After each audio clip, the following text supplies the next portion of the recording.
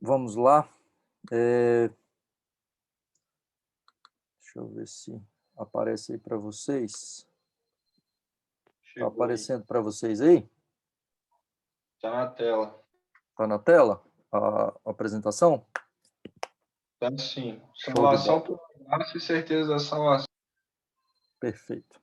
Queridos, então, hoje a gente dá prosseguimento ao nosso estudo de soteriologia reformada sobre salvação pela graça e certeza da salvação, ok? Então, a primeira coisa que a gente vai ver aqui é a essa questão do Espírito Santo na obra da salvação, né?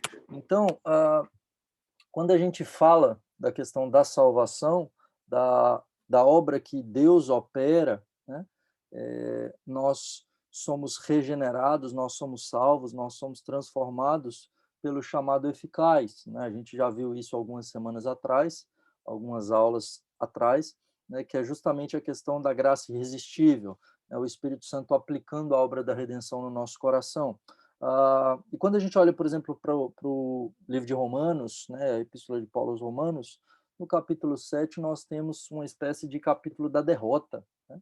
Porque em Romanos capítulo 7 é o capítulo do eu, onde você vai ter uh, os pronomes eu, meu, né, em abundância o tempo todo, falando da impossibilidade, a incapacidade do homem, né? Então, em todo tempo, Paulo vai estar falando desse eu, né, do me, do mim, né? Então, a partir do verso 7, né, eu não teria conhecido o pecado, né? Eu não teria conhecido a cobiça, né? O pecado, pelo mandamento, despertou em mim toda sorte de concupiscência. Outrora, sem a lei, eu vivia, né? Eu morri, no verso 10, me fora para a vida, se me tornou para a morte, verso 11, me enganou, me matou, né? Verso 13, me tornou, e por aí vai, né? Em todo o tempo, dos versos em, em todo o capítulo 7, a gente tem os pronomes eu, meu, né? É, de modo que é o capítulo do eu, e a gente vê o fracasso. O homem por si mesmo não consegue ser salvo, não consegue se salvar. E aí nós chegamos no capítulo 8, que é o capítulo mais triunfante, né? E é o capítulo que mais fala do Espírito. 23 vezes a palavra Espírito é repetida no capítulo 8, mostrando que é Ele quem nos salva, é Ele quem nos regenera, é Ele quem nos dá nova vida, né? Então, é importante a gente entender desse papel do Espírito Santo na salvação do homem, né? E aí nós temos alguns versículos aí, né? Tito, capítulo 3, verso 5, veja o que diz a palavra do Senhor, Tito, capítulo 3, verso 5, diz assim: não por obras de justiça praticadas por nós, mas segundo sua misericórdia, ele nos salvou mediante o lavar regenerador e renovador do Espírito Santo. Então, o Espírito é quem nos lava, nos regenera, nos renova, né? Nós temos outros versículos aí que vão mostrar como que Deus nos santifica, ele é quem nos dá segurança, é o Espírito Santo quem testifica com o nosso espírito que nós somos filhos de Deus, ele é quem nos preserva e nos faz perseverar até o fim, né? Ah, e veja, quando a gente fala da obra do Espírito na salvação, é, essa obra do Espírito é do início ao fim, o Espírito Santo trabalhando, de modo que soteriologia tem a ver com a obra do Espírito, de modo que essas coisas não eram separadas na história da igreja, né? Ah, e pneumatologia, né, que seria o estudo do Espírito Santo, não era uma matéria que era estudada anteriormente, né? Na história da igreja, não era uma matéria da sistemática, ela vai surgir, é uma matéria relativamente nova, né? Por quê?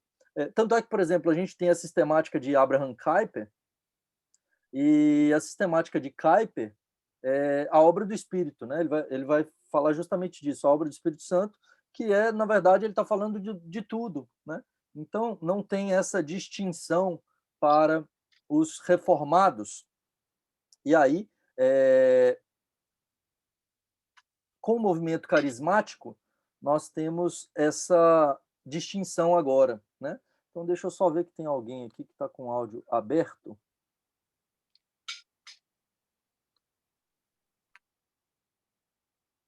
Desativaram, né?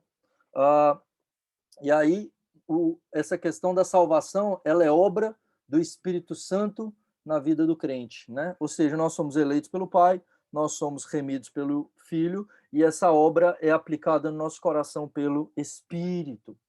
Além disso, a obra do Espírito Santo, né, na salvação, esse batismo com o Espírito Santo, o batizador é Jesus Cristo, e o elemento do batismo, ele batiza com o Espírito Santo.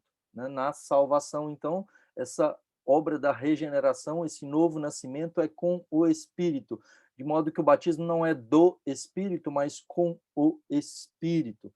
É ele quem comunica vida, é ele quem sopra fôlego de vida em nós, é ele quem, na criação, dá origem e comunica vida, né? Na criação, e é ele quem comunica nova vida na redenção, na recriação, na nova criação, né? Então, veja, em Gênesis 1:2, nós temos lá o Espírito do Senhor pairava sobre as águas. Jó capítulo 33, verso 4, ele vai dizer que é o Espírito quem me dá fôlego, né? Ele é quem me dá vida.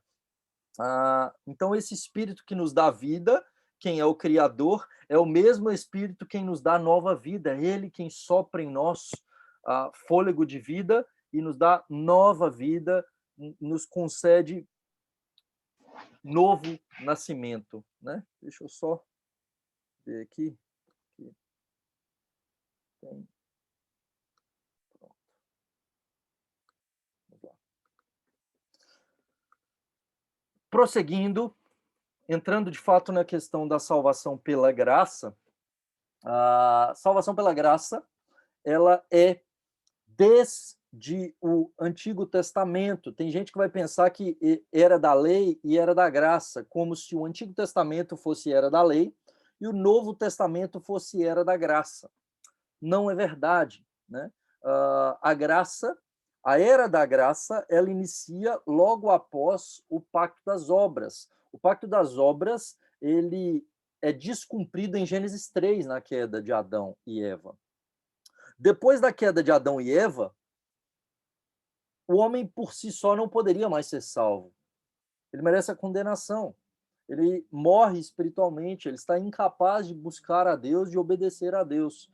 E em Gênesis 3:15 nós temos o início do pacto da graça, onde Deus promete um descendente da mulher que pisaria na cabeça da serpente. Né? Então, esse descendente da mulher que pisaria na cabeça da serpente mostra para nós que alguém resolveria o problema no nosso lugar. Nós não poderíamos nos salvar. E é pela graça que Deus salva todos os homens desde Adão, desde a queda. É Deus quem elege Abraão pela graça, é Deus quem separa o povo de Israel e faz uma aliança com esse povo e lhe dá leis por sua graça. E essa relação pactual de Deus com Israel não é e não depende da observância da lei, de modo que ele diz: vocês só serão meu povo se vocês obedecerem aos meus mandamentos. Não, ele escolhe o seu povo, ele separa o seu povo, ele liberta o seu povo, ele faz um pacto com o seu povo e então lhes dá a lei para que eles andem nos seus mandamentos. Né? Eles não andam nos mandamentos para serem povo de Deus. Não, eles têm os mandamentos porque eles são povo de Deus. Né? A aliança que Deus faz com o povo de Israel é uma aliança unilateral, né? É uma aliança que não depende deles, mas depende do cumprimento do Senhor. Tanto é que quando a gente vê lá o pacto que Deus estabelece com Abraão em Gênesis 17, né, em Gênesis capítulo 17, no pacto que Deus estabelece, veja o que acontece, né? em Gênesis 17. 17 não, Gênesis 15. Em Gênesis 15, verso...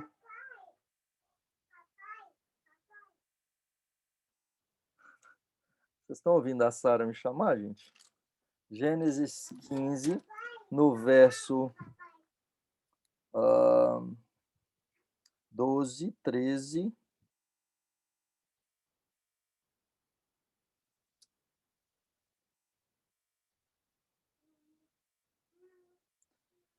17, né? E sucedeu que, posto o sol, houve densas trevas, e eis um fogareiro fumegante e uma tocha de fogo que passou entre aqueles pedaços. O que acontece aqui? Deus estabelece uma aliança com Abraão, ele promete a Abraão descendência e terra, ele promete que, de fato, em ti serão benditas todas as famílias da terra, desde Gênesis 12, 15, 17, Deus vai renovando essa aliança. E aqui em Gênesis 15, ele pega os animais, ele corta os animais ao meio, e naquela época um pacto era estabelecido entre duas partes, e as partes passavam no meio dos animais cortados, dizendo que seja feito comigo o que foi feito com os animais, caso eu descumpra a minha parte. A questão é que no pacto que Deus estabelece com Abraão, essa chama que passa no meio, Abraão não passa no meio. É Deus quem passa no meio, é Deus quem se coloca no pacto com Israel, com Abraão e depois com o povo de Israel, para, de fato, que eles pudessem ser salvos. Uma aliança da graça, uma aliança unilateral. E quando a gente olha para Romanos capítulo 4, nós temos justamente essa salvação do Antigo Testamento. Ou seja, Israel, Abraão, Moisés e todos os homens santos do Antigo Testamento foram salvos pela graça e não por guardar a lei, né? Veja, Romanos 4, verso 4, Paulo vai dizer assim, ora, o que trabalha, o salário não é considerado como favor, e sim como dívida. Então, o que Paulo está dizendo para nós? Que quem trabalha merece. Quem trabalha, aquele para quem ele trabalhou, lhe deve. Então, tem que pagá-lo. Então, é como se eu dissesse que a salvação por obras seria Deus ficar devendo para mim. Deus, então, é obrigado a me salvar, porque eu cumpri, eu estabeleci. Porém, não é isso que ocorre desde Gênesis 3.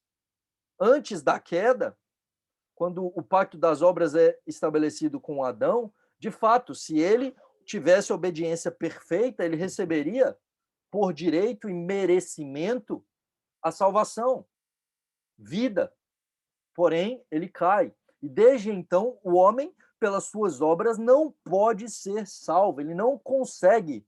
Então, nós quebramos a lei de Deus, nós somos integralmente depravados, nós só merecemos a ira de Deus. Nós somos, por natureza, filhos da ira. O trabalhador é digno do seu salário, mas as nossas obras não são. De maneira nenhuma. Instrumento para a nossa salvação, porque as nossas obras são más. Né? E no verso 5, Paulo vai dizer, mas ao que não trabalha, porém, crê naquele que justifica o ímpio, a sua fé lhe é atribuída como justiça. E aí é o que ele vai falar depois de Abraão. Ele está dizendo, o homem, ele não é justificado pelas suas obras, o que não trabalha, porque não depende do nosso esforço, não depende das nossas obras, mas nós cremos naquele que nos salva. É pela obra de outro. Por isso, graça, porque eu não mereço, porque não veio de mim, porque não vem da minha justiça, vem da justiça de outro. E Abraão, então, creu, e isso lhe é creditado por justiça.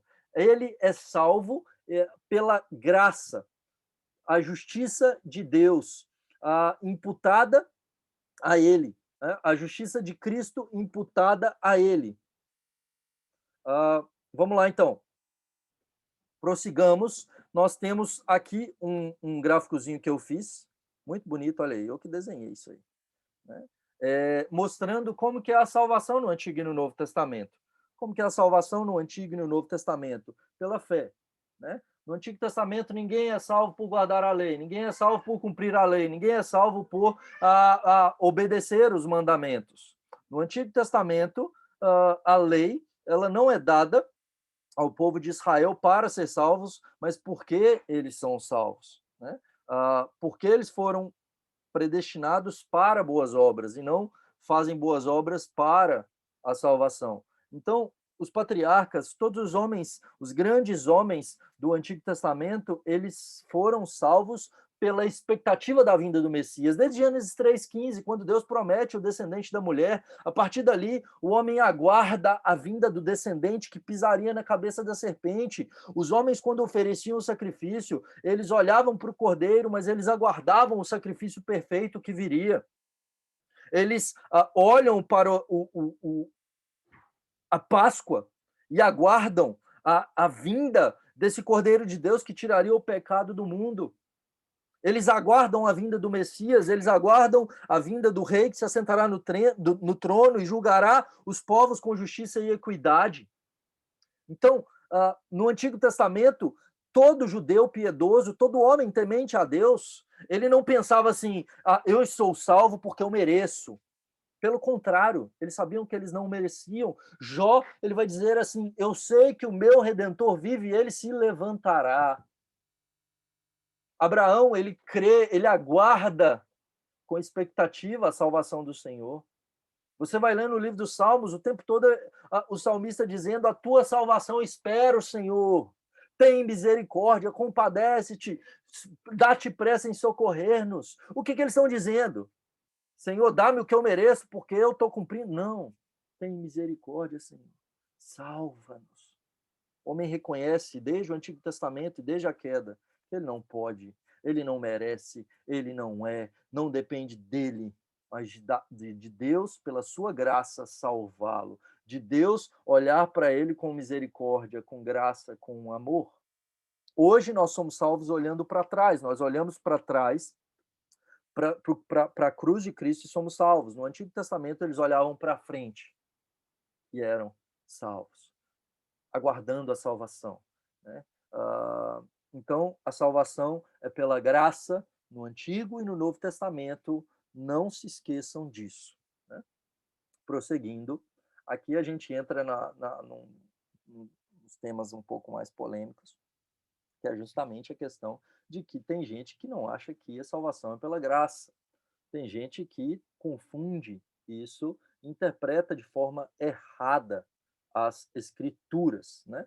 Então vamos começar com Pelágio, depois nós veremos o semi-pelagianismo, e depois o arminianismo, e veremos Agostinho antes disso também, e a visão agostiniana é a visão calvinista e bíblica, né? A gente vai analisar tudo isso aí também, né? Então, primeiramente, Pelágio, como é que ele via a salvação, né? Como que o homem pode ser salvo? E Pelágio, ele rompe qualquer conexão da queda de Adão com a nossa, de modo que nem a culpa e nem a corrupção, nós vimos isso em antropologia bíblica, nem culpa nem corrupção, e nem mesmo a morte são consequência da queda de Adão e Eva. Então ele vai dizer que qualquer coisa que o homem tenha, né, é por culpa dele, não de Adão, né? E a salvação não estava ligada diretamente a Cristo. Cristo morre mais como um exemplo, mas ela podia ser objetiva por meio de uma lei natural. O que Pelágio vai dizer? Não existe graça interior e nem graça regeneradora do Espírito Santo internamente. Na verdade, todos os homens têm uma graça criadora, que é uma graça externa, não interna. E essa graça externa é quem faz que o homem tenha essa capacidade de ser salvo. Internamente, todo homem tem essa condição de ser salvo, né? Pelágio, ele criticava muito Agostinho, porque Agostinho ele tinha uma frase assim, Senhor, concede-nos aquilo que tu exiges de nós, aquilo que o Senhor demanda, né? Nos dá aquilo que o Senhor requer. E Pelágio fala, uai, como que você faz uma oração dessa, né? Quer dizer que você não quer fazer a sua parte. E aí, a graça para Pelágio, ela não é e não tem a ver com salvação. Essa graça é exterior. É como se o homem, dentro do seu coração, ele tivesse o poder de fazer o bem. Ele não nasce mal, e ele não nasce enfermo, ele nasce bom, e ele pode fazer o bem, ele pode obedecer a Deus, ele pode cumprir a obediência à lei e ser salvo pelos seus méritos. Então, Deus simplesmente demonstra sua graça fazendo o homem bom. Então, a graça de Deus está em Deus fazer o homem bom e mostrar para o homem o caminho que ele deve andar. E aí, então, o homem por si consegue andar nesse caminho e ser salvo. Enquanto Agostinho propõe uma graça interna, uma graça que Deus é quem transforma o homem, Pelágio vai dizer que não, né? Que é impossível que Deus faça alguém sem condições de obedecê-lo. Seria Deus, então, injusto dessa maneira, né? Então, o homem, por si, pode ser salvo, não depende de graça coisa nenhuma. O homem, pelos seus próprios méritos, é salvo. Isso Pelágio defendia. Agostinho, então, um dos textos mais citados por ele é o texto que a gente vai ler agora, Romanos 5, verso 5, diz assim, né? Romanos 5, 5. Ele vai dizer, ora, a esperança não confunde, porque o amor de Deus é derramado em nosso coração pelo Espírito Santo que nos foi outorgado. Então, o amor é derramado em nós, né? Então, ele está dizendo que é no nosso coração. Existe essa graça interna. E aí, Agostinho ele vai dizer de duas graças internas, uma graça que é chamada preveniente, ou seja, primeiro, Deus tem que me preparar. Ele é quem me atinge e prepara o meu coração para que eu me achegue a ele, uma graça operante, né? Que é Deus me transformando, me dando vida. Eu estava morto. Deus, então, me habilita a crer, né? Essa graça operante e eficaz, porque quando opera, não há possibilidade de nós resistirmos, né? Na verdade, nós sequer tínhamos vontade, então ele... Na verdade, a gente era contrário ao Senhor e ele muda a nossa vontade para que a gente se volte para ele. Nós estávamos mortos e ele nos dá vida, né? Então, essa graça opera internamente para a nossa salvação. E Deus nos concede graça do início ao fim. Essa graça continua na santificação, é monergista na salvação, ou seja, somente Deus, pela sua graça, nos salva, não tem a nossa ação, o nosso mérito, ou nossa a participação. Na verdade, o que nós temos é resposta depois de termos sido salvos, e essa graça continua, e agora nós respondemos na santificação, de modo que ela é sinergista, monergista na salvação, sinergista na santificação. Tinha gente que não concordava totalmente com Pelágio, mas também discordava de Agostinho, que são os semipelagianos. O que os semipelagianos defendem? E hoje nós temos basicamente os católicos, né, inclusive talvez alguns evangélicos também entram nessa linha de semipelagianos, né, que é justamente, eles dizem o seguinte, não, na verdade o homem não nasce bom, o homem não tem perfeita condição de cumprir a lei, o homem é pecador. Então eles reconhecem que a queda trouxe corrupção ao homem e culpa. Mas o homem não, na verdade o homem não está morto. Então, o homem não está espiritualmente morto e incapaz de buscar a Deus. Ele consegue buscar a Deus, né? Então, por consequência do pecado de Adão, o homem ele está apenas enfermo. Então, a liberdade da vontade do homem não é perdida, mas é enfraquecida. Então, os seres humanos, para fazer o bem, para obter a salvação, eles precisam de uma assistência da graça divina. Porém, essa graça que ilumina a mente do homem, que sustenta a vontade do homem, não pode ser separada da liberdade da vontade que ainda permanece nos seres humanos. E ela sempre tem que... Essa graça que Deus dá é sempre junto com essa liberdade do homem. Ou seja, a graça e a vontade trabalham juntas e fazem isso de tal forma que no plano de Deus a salvação é universal, destinada para todos. Mas quem que é salvo? Deus dá essa graça para todo mundo. Mas essa graça ela só funciona se o homem trabalhar junto com ela. Ela só é proveitosa para aqueles que fazem uso adequado da sua vontade. Então é como se a gente dissesse assim, Deus ajuda aquele que se ajuda, né? Então quem quer rir, tem que fazer rir, né?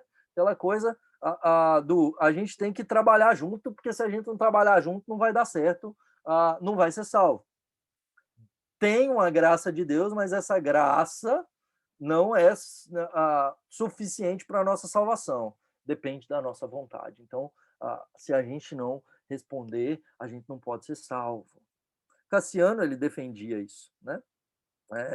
Que é necessário para que o homem, mas e que Deus auxiliava, né, aquele que começa a se aproximar dele, né? Então, essa graça aí ajuda o homem a continuar caminhando para Deus, mas tem que partir do homem, não parte de Deus, né?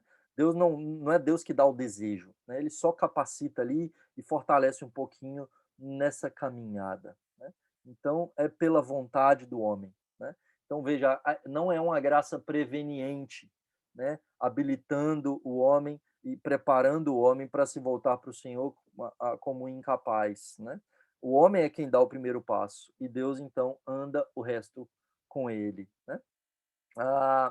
Prosseguindo, nós temos o arminianismo, que é menos herege do que o pelagianismo e o semi-pelagianismo, mas ainda assim, né, eles estão caminhando para a Bíblia, mas eles não chegaram lá, né?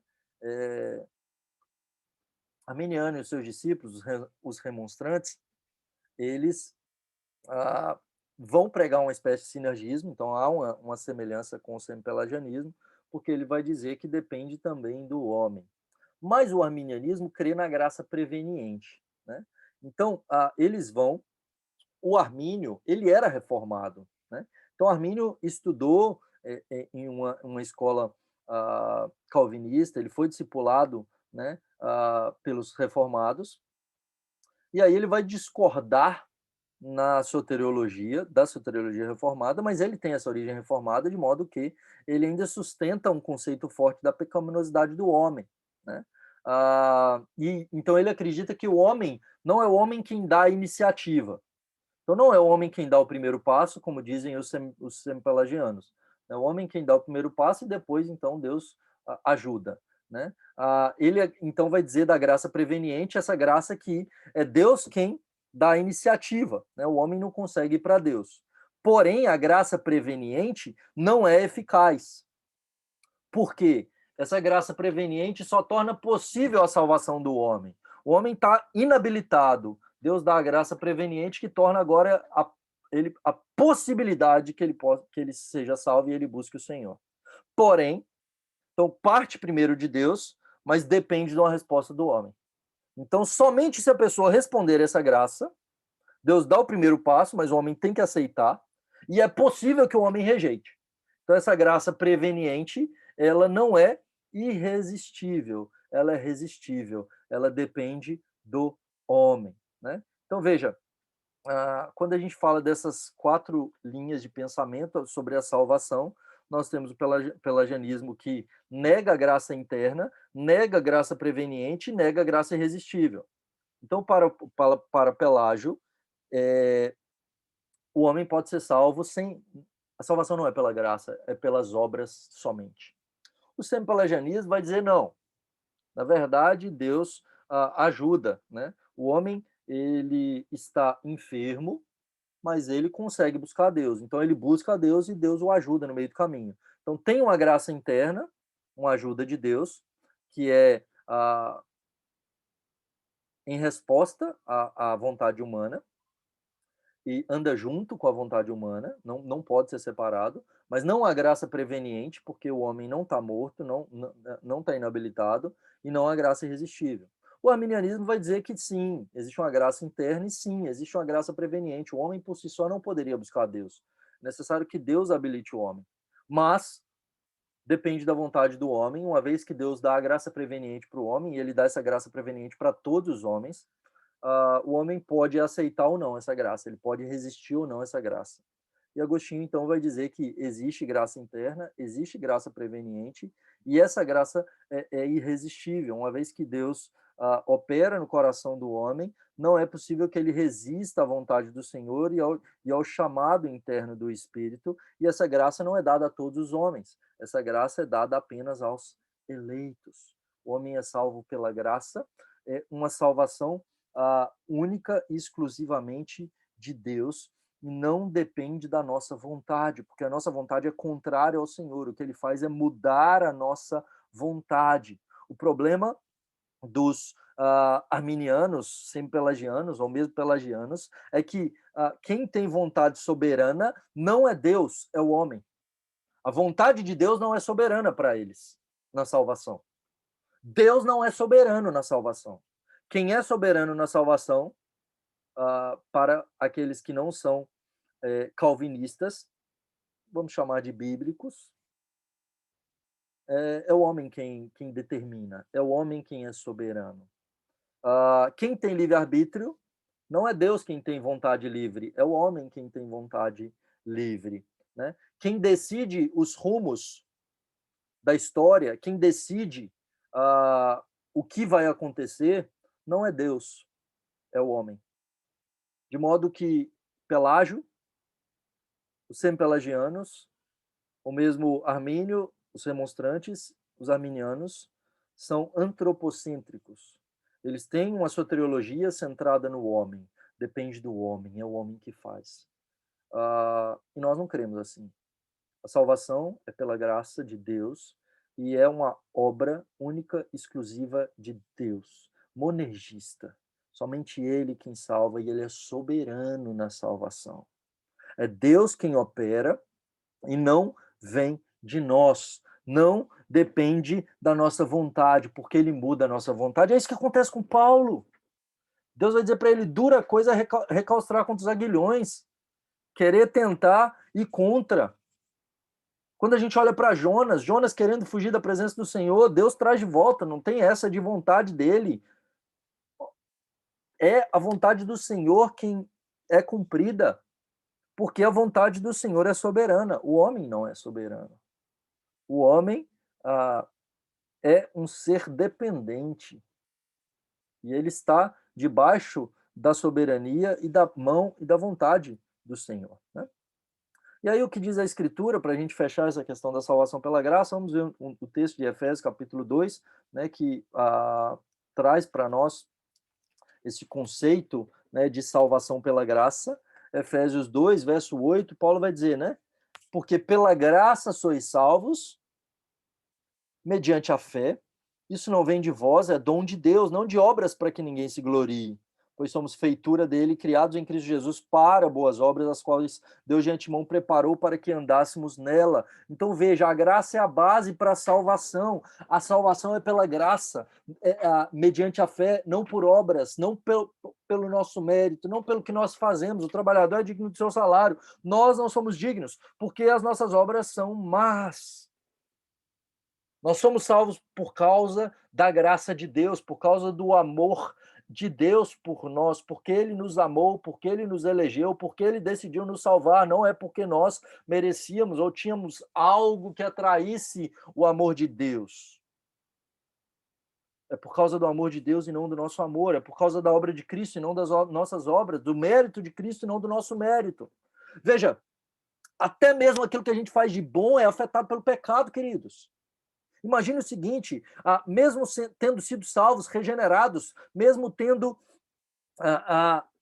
sido transformados e habilitados a cumprir a lei do Senhor e a fazer boas obras e a praticar boas obras, né? Porque nós somos salvos para boas obras e não cumprimos boas obras para sermos salvos, porque é impossível que a gente consiga cumprir as obras do Senhor perfeitamente. Mas veja, mesmo depois de regenerados, a gente fazendo boas obras, ela é afetada pelo pecado.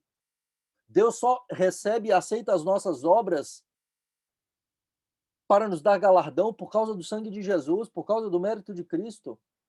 Porque até mesmo quando a gente prega o evangelho, a gente o faz de forma imperfeita. Até mesmo quando um pastor está ali na frente, no púlpito, ou dando uma aula, como nesse momento, ele o faz de forma imperfeita. Ele não consegue fazer de forma perfeita, e muitas vezes ele tem que ficar sondando a motivação do seu coração para que não tenha nenhuma ponta de soberba, vaidade, querer aparecer, querer receber aplausos, tem que ser para a glória do Senhor. Até mesmo quando a gente dá uma esmola, muitas vezes tem aquela pontinha no nosso coração, como eu sou bom. Nossa, que coisa boa eu estou fazendo, que, que, que crente que eu sou. Até mesmo quando a gente ora no culto, muitas vezes a nossa preocupação não é em honrar o Senhor, mas em fazer uma oração bonita para que as pessoas possam. Nossa, como ele ora bem. E a gente se preocupa e às vezes não quer orar em público por causa da nossa preocupação com os outros e não com a glória de Deus. Ou até mesmo quando a gente canta. Veja, as nossas obras são más, são enlameadas pelo pecado. É impossível que fôssemos salvos pelas nossas obras. É impossível que nós continuemos sendo salvos. De modo que, se depender da nossa obra para a gente não perder a salvação, nós perderemos. É isso que a gente vai ver daqui a pouquinho. Já vimos sobre perseverança dos santos, mas veremos sobre a questão da certeza da salvação também, né? Então, a graça é a base da salvação. A base da salvação não é o que eu faço. É o amor de Deus por mim. Nada que eu faça faz que Deus me ame mais, nada que eu faça faz que Deus me ame menos. Além disso, a fé é o meio pelo qual eu me aproprio dessa salvação. Mediante a fé, isso não vem de vós, é dom de Deus. A gente não é salvo por causa da fé, mas por meio da fé. A fé é a apropriação da salvação pela graça. Não é uma fé meritória, mas é dom de Deus. Não é uma fé que vem de mim, mas a fé é dada por Deus. É Deus quem me habilita a crer, a responder com fé e arrependimento. E as obras são resultado da salvação. Uma vez que eu fui salvo, eu pratico boas obras, eu obedeço a Deus, eu respondo com amor, com fé, com obediência, com santificação. Eu não faço isso para ser salvo, caso contrário, a minha relação com o Senhor, a minha motivação e busca pelo Senhor não é por amor ao Senhor acima de todas as coisas, mas por medo do inferno. Há algum tempo, um irmão me perguntou sobre essa questão e ele tinha medo de ter blasfemado contra o Espírito. E a minha resposta foi: você ama o Senhor, eu amo o Senhor, você se arrepende, eu me arrependo. Então não se preocupe com isso. Porque se há fé e arrependimento no seu coração, isso é dado por Deus. E veja, se você está com mais medo de ir para o inferno do que deseja andar com o Senhor e ter comunhão com o Senhor, tem algo errado, a sua motivação está errada. Eu não posso me relacionar com Deus por medo do inferno, mas por amor ao Senhor. E quando a gente fala dessas obras, a graça não é barata, a graça não me leva à libertinagem, né? O Paul Washer, certa feita em um sermão, ele usou uma ilustração de uma classe onde uma determinada matéria, uma matéria de física, e 5 matemáticos e 5 físicos teriam que fazer essa última matéria para se formar, se graduar. E eles, então, depois de anos fazendo a graduação, eles passaram em todas as matérias e agora falta apenas aquela matéria para que eles se formem. E é uma matéria de física, uma matéria muito difícil, uma matéria a mais difícil de todas.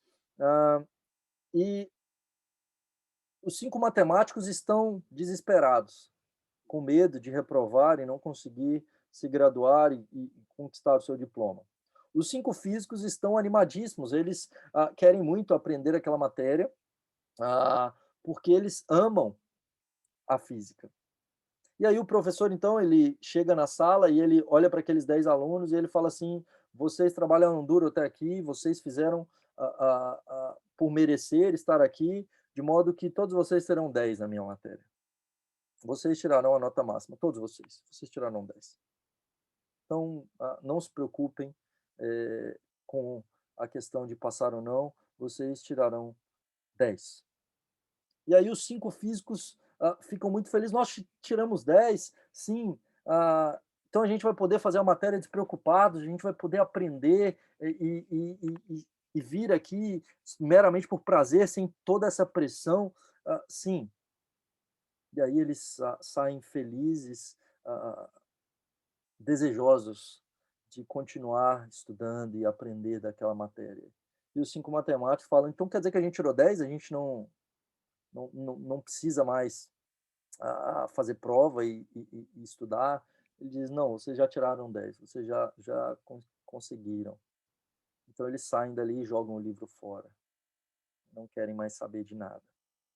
Essa é a diferença de alguém que foi salvo pela graça, de alguém que é um falso convertido. Um verdadeiro convertido é aquele que reconhece a graça de Deus e responde a essa graça com amor, fé, obediência, amando o Senhor, porque o Senhor o amou primeiro. A graça barata, aqueles que são meramente convencidos, essa graça não os leva às boas obras, não os leva à obediência, não os leva ao amor. Os leva a pensar: eu estou salvo, então eu posso fazer o que eu quiser, então eu vou viver minha vida. Não, eu fui salvo para boas obras, né? Então a graça nos leva à obediência. A graça é quem nos conduz e nos sustenta do início ao fim. A graça é que nos conduz para a santificação, que nos mantém até o fim, né? E agora a última parte da nossa aula, certeza de salvação, que é algo também que é muito questionado nos meios pentecostais e neopentecostais e principalmente de teologia arminiana ou semi-pelagiana, né? Porque é possível ter certeza da salvação aquele que entende que a salvação não depende dele, né? Se a salvação depende de mim, é impossível ter essa certeza, né? Então, falsa fé produz falsa certeza, né? Então, alguém que não tem fé salvífica no Senhor tem uma falsa certeza. E é possível que, sim, na igreja, algumas pessoas, principalmente na igreja reformada, porque tem uma boa doutrina que vai mostrar de fato que a salvação não depende de nós, mas que pessoas no meio reformado pensem que são salvas, pensem que estão seguras, pensem que vão para o céu, têm uma falsa certeza, mas não são cristãos. Naquele dia, pensando, chamando Jesus de Senhor, Senhor, pensando ter intimidade com Ele, ouvirão da sua boca: apartem-se de mim, eu nunca vos conheci. Mas a verdadeira fé leva à certeza inabalável, né? Então, crer verdadeiramente me habilita a, de fato, ter certeza, né? E a Confissão de Fé de Westminster, ela vai mostrar para nós que essa certeza não é automática, e a certeza da salvação não necessariamente ela vem no momento que nós nos convertemos. Então é possível ter fé salvífica, ou seja, ter sido salvo, regenerado, transformado e desenvolver a certeza da salvação ao longo do tempo, né? Então, às vezes, os crentes podem ser abalados na certeza, apesar de serem crentes verdadeiros, né? E essa certeza vem de uma maturidade da fé e deve ser buscada pelos meios de graça, né?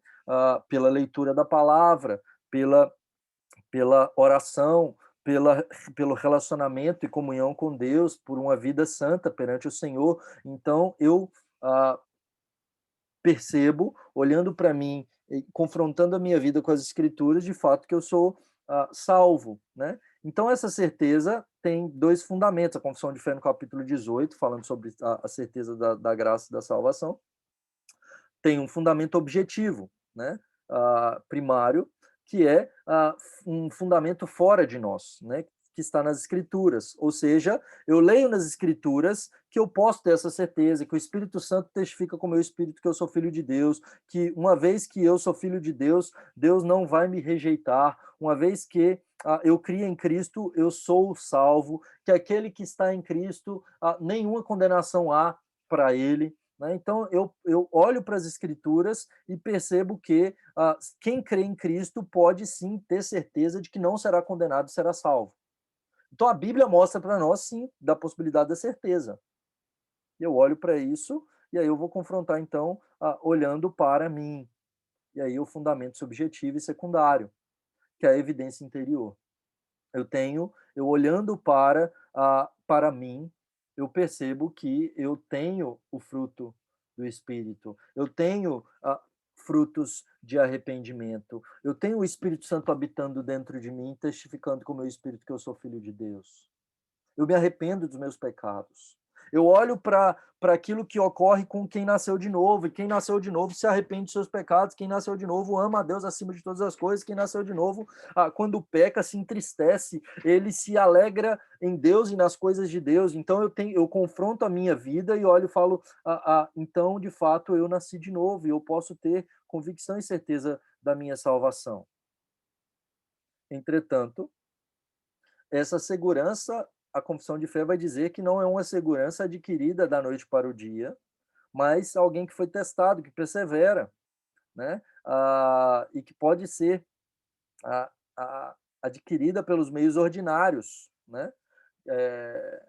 Pela leitura da palavra, pelo relacionamento com Deus, confrontando o que diz o Concílio de Trento, que alguém só pode dizer que tem certeza da salvação por meios extraordinários, ou seja, né, quando considerado santo, e aí eu posso dizer que foi salvo, porque foi considerado santo pela igreja, ou por revelação de anjos, por algo extraordinário. Então, não. Então, pode ter certeza da salvação. Caso contrário, não pode não. Depende do que você faz e olha lá. Mas se no meio do caminho você tropeçar, já era para você. Se dependesse das nossas obras, como a gente já falou, nós perderíamos a salvação. Nós ficaríamos oscilando o tempo todo. Não tem certeza justamente porque a pessoa ela olha e fala, não, agora eu vou para o céu, agora eu não vou para o céu. Por quê? Depende dele. Não é pela graça, é pelo que ele faz. Então as pessoas olham e falam, não, é o que Cristo fez. É o que Cristo fez? Se é pelo que Cristo fez, então não depende do que eu faça. Agora, se depender 1% de mim, das minhas obras falhas, eu vou perecer. Eu não serei salvo. Mas e se eu pecar? E se eu fraquejar? E se eu cometer pecados gravíssimos contra o Senhor? E aí a confissão vai mostrar para nós isso, né? No parágrafo 4, que nós podemos ter a nossa segurança abalada de diversos modos. E, veja, é verdade que nós devemos questionar se nós somos salvos ou não. Nós não devemos simplesmente dizer sou salvo e acabou, mas eu devo confrontar. Porque qual que é a grande crise dos arminianos de dizer assim, não, veja, olha a Bíblia aí dizendo que há a possibilidade de cair da graça. Aquele que pensa estar de pé, cuide para que não caia. Ao vencedor dar-lhe-ei da coroa da vida. O caminho é estreito. A Bíblia o tempo todo está falando de perseverança. É verdade. A Bíblia está falando de perseverança. A Bíblia está falando para nós confrontarmos, para que de fato a gente perceba se nós estamos no caminho ou não. Se nós somos filhos de Deus ou não. E nos chamando ao arrependimento, porque o tempo todo a gente vai estar nessa luta contra o pecado. E o que Deus está dizendo é que o filho tem que obedecer. E se eu estou em rebeldia e desobediência, eu tenho que ver se de fato eu fui regenerado ou não.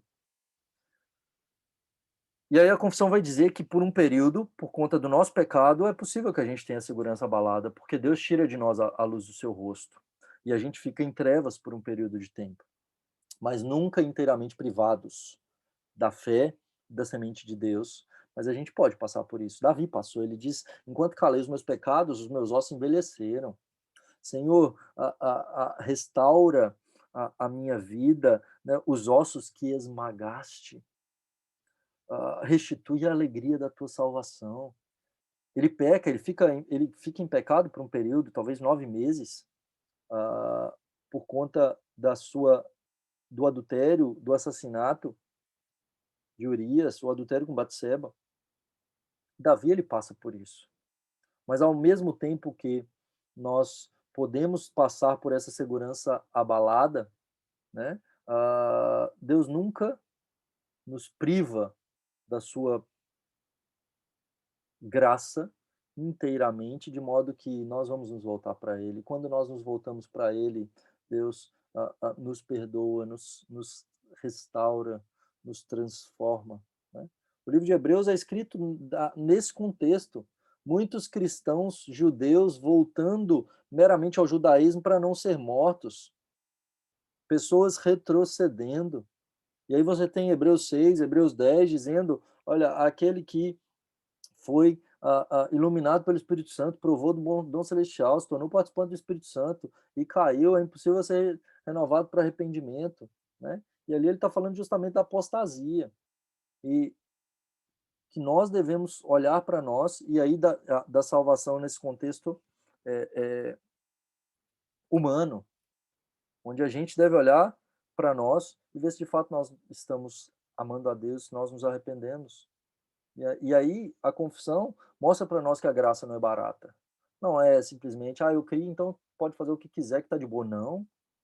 Se de fato eu estou vendo o pecado, eu tenho que questionar se eu sou salvo. É possível que não seja. E se eu me volto para o Senhor, então eu posso ter essa segurança, né, novamente. E aí vai contra o antinomismo, que não mostra o custo que o pecado traz. E o pecado é custoso. Gera o desagrado paternal de Deus.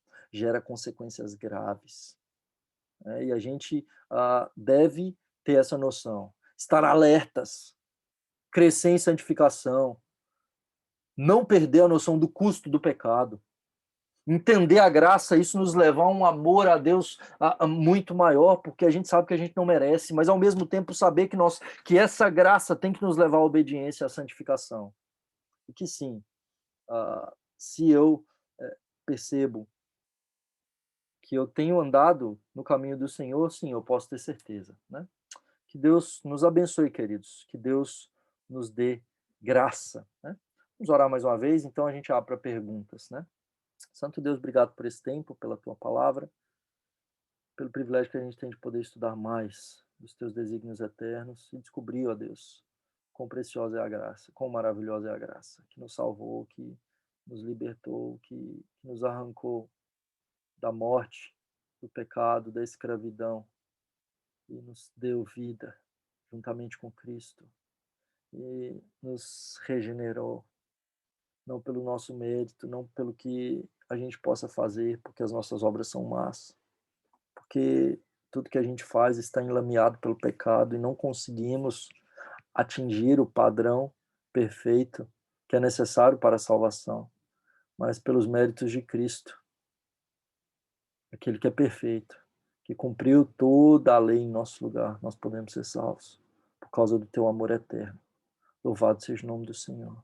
E que a noção dessa graça nos leve a ser humildes, não tratando os nossos irmãos arminianos e que pensam diferente como sendo inferiores, não agindo de forma soberba na discussão de teologia ou quando discutimos com aqueles que discordam de nós, mas nos leve a ser humildes, parecidos com o nosso Redentor, percebendo a grandeza do nosso Deus, a sua soberania e a nossa pequenez, e também perceber que a graça não é barata e a malignidade do pecado, de modo que possamos crescer em santidade para honrar o nosso Deus que nos salvou, ao Senhor. Louvado seja o teu nome.